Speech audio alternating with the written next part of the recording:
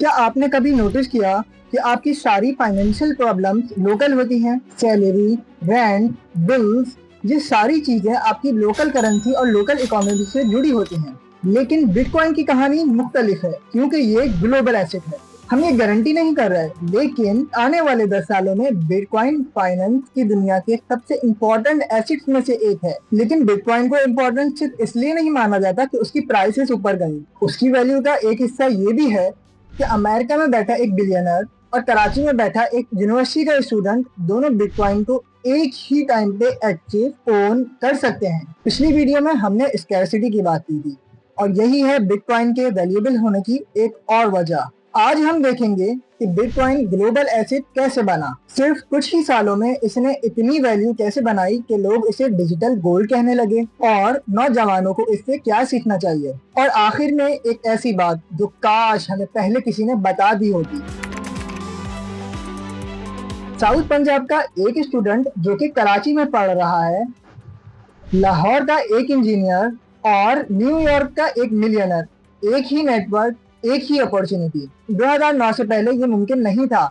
आम लोगों के पास इन्वेस्टमेंट और सेविंग के लिए ऑप्शंस तो थे, लेकिन बिटकॉइन ने एक नई चीज इंट्रोड्यूस करी, एक ग्लोबल एसेट जो फोन और इंटरनेट के साथ तकरीबन हर किसी के लिए एक्सेसिबल था।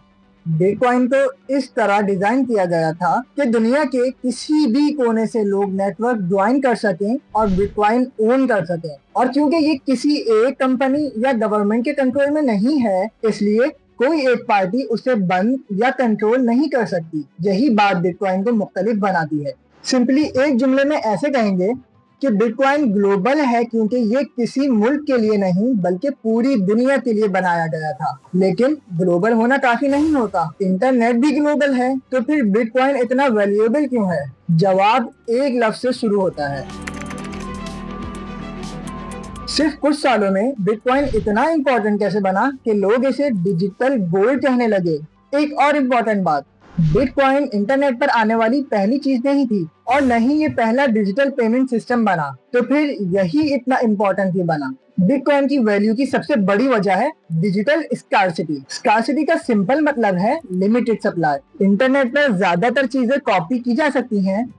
आप एक ईमेल भेज सकते हैं और उसकी मल्टीपल डुप्लीकेट या कॉपीज बनाई जा सकती हैं। एक फोटो जो आप व्हाट्सएप पर फॉरवर्ड करते हैं उसकी भी मल्टीपल डुप्लीकेट या कॉपीज बनाई जा सकती हैं। सॉफ्टवेयर भी कॉपी हो सकते हैं, लेकिन बिटकॉइन के क्रिएटर्स ने इस मुश्किल प्रॉब्लम को सॉल्व कर दिया।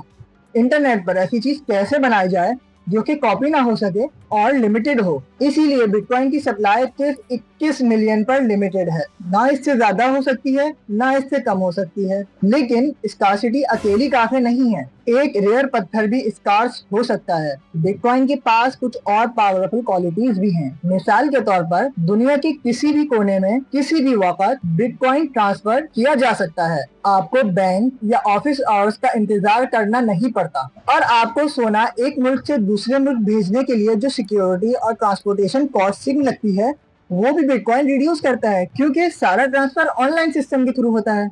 यही कॉम्बिनेशन यानी कि स्कार्सिटी, एक्सेसिबिलिटी और ग्लोबल रीच बिटकॉइन को मुख्तलिफ बनाता है। लेकिन सिर्फ वैल्यूएबल होना इम्पोर्टेंट नहीं होता। असल सवाल ये है कि नौजवान इससे क्या सीख सकते हैं, और यहाँ सबसे जरूरी सबक शुरू होता है। सबसे पहली बात, बिटकॉइन सक्सेस की गारंटी नहीं है और न ही ये हर प्रॉब्लम का सॉल्यूशन है, लेकिन बिटकॉइन हमें एक जरूरी सबक जरूर सिखाता है। अपॉर्चुनिटीज हमेशा बराबर डिस्ट्रीब्यूट नहीं होती।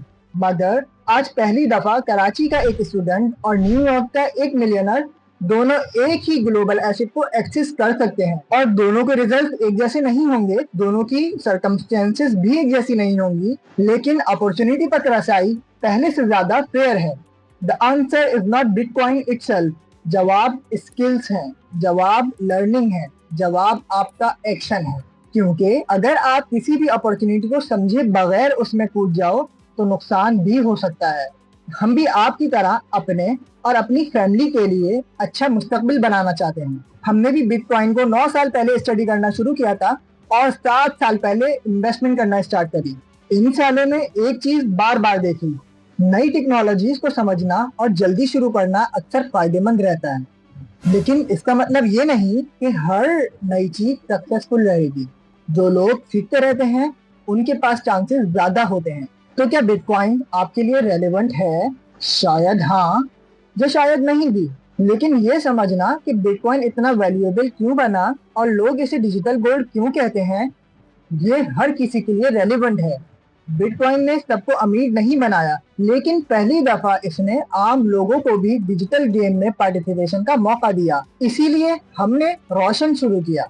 काश हमारे पास भी 9 साल पहले ऐसे चैनल्स होते जो हमें सीखने और कम गलतियां करने में मदद करते। अब हम ये कोशिश कर रहे हैं कि यही मौका दूसरों को दे सकें। अगर आपको ये वीडियो पसंद आई हो तो चैनल को सब्सक्राइब करें। अगर आपका कोई भी बिटकॉइन से रिलेटेड सवाल हो तो कमेंट सेक्शन में जरूर लिखें, हम आपका हर एक कमेंट पढ़ते हैं। अगली वीडियो में हम ये देखेंगे कि बिटकॉइन खरीदने का सबसे बेहतरीन वक्त कौन सा होता है, या फिर और सीधा करके बताता हूँ कि बाय का बटन कब दबाना चाहिए। तो फिर मिलते हैं अगले हफ्ते। चलिए सब मिलकर रोशन बनते हैं।